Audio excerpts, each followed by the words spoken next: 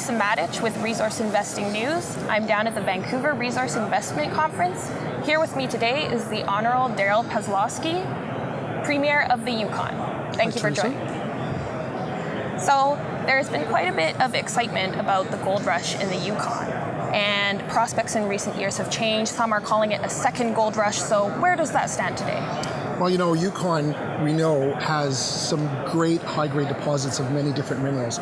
Gold, silver, lead, zinc, copper, nickel, iron, molybdenum, tungsten, platinum, group metals, selenium. So, we have a plethora of minerals to go from. Back in 2010, 2011, we had, really another gold rush. In 2011, we had over 114,000 claims staked. And as a result of that, there's been new discoveries and advanced work on other discoveries as well. And really of note, there's a few things that we could note. Yukon has the only known Carlin-style gold deposit in Canada with ATAC Resources' Rackla project. And the Tantina Trench that goes through Yukon and into Alaska has a number of gold projects and mines that are already people are familiar with: Donnan Creek, Pogo, Fort Knox, Casino, Victoria Gold. But really, to tell you the truth, a lot of the Tantina Trench in Yukon still is highly underexplored as well. So, and another example would be the Selwyn Basin, which holds one of the world's largest undeveloped lead-zinc deposits. Okay.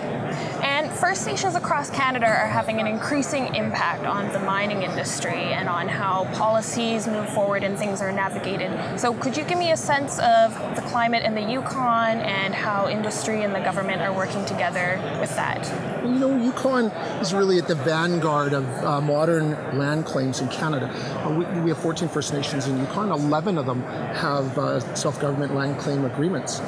And as a result of leading the country, there is opportunities where we have to seek clarification on what we're doing, and that's important to create certainty for industry as well. What I can say is that mining has been involved in Yukon since the creation of Yukon, and the mining industry is the largest employer of First Nation people in Yukon, and all of the companies that are here with us at Cambridge House today have partnerships with the First Nations in their respective areas as well. And another worthy note is that all of these First Nations have development corporations that are very keen, very interested in being engaged and promoting and being involved in the mining industry. Okay. And power is a big question in the mining industry, especially in remote areas. So what is being done in the Yukon to help develop power projects? Well, right now we are converting our backup diesel system. We're replacing that with LNG, which of course we know is cleaner burning and it's cheaper. As a result of that infrastructure that we're creating, it creates an opportunity because some of the projects in Yukon are looking for LNG as well. I could name Wellgreen Platinum and Western Copper and Gold's Casino project.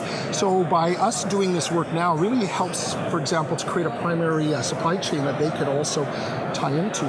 We're also investing in increasing the capacity of our transmission between Stewart Crossing and Keno. That's an area that has the Alexco's Belakino project and our mine, and also Victoria Gold's project, and there's also some other projects in that area as well. We're also working with Alaska through an MOU to look at the possibility of a transmission intertie between Southeast Alaska and Yukon as well. And our biggest project right now is that we've now moved forward with the planning to build a new hydro dam, and really that's what we see that will create that renewable, reliable price, price predictable power for the future. Really, I believe that will create prosperity for Yukoners, not only economically, but socially and culturally as well for many, many years. And when we can provide a renewable price predictable power, I think that allows some projects that maybe weren't looking as feasible before to be able to become feasible and increase that economy that we all want, to the benefit of Yukoners, to the benefit of the mining industry, and of course to the benefit of the investors as well. Okay. And on that note, there has been a rise in capital costs over the last decade. And because of that, miners are shelving more expensive projects. So can you build a reasonably priced mine in the Yukon, and can you give some examples? Yes, you can. And as we've seen a decrease in the commodity prices, you've also seen a sharpening of the pencil too, right? Between contractors, labor, even capital equipment as well. But I give you an example would be Alexco's Velokino project. Was about 4 years ago that they went into production for under $60 million on time and on budget. I think another good example would be Western Copper and Gold's Casino project. I mean, if you do a comparison of that project to comparable projects around the world, what you'd see is that the costing right now for that project really comes in the low to the mid-range. So the short answer to your question is yes. Okay. And where do you see the future of exploration headed in the Yukon? I think it's very bright. As I've mentioned, we are underexplored right now.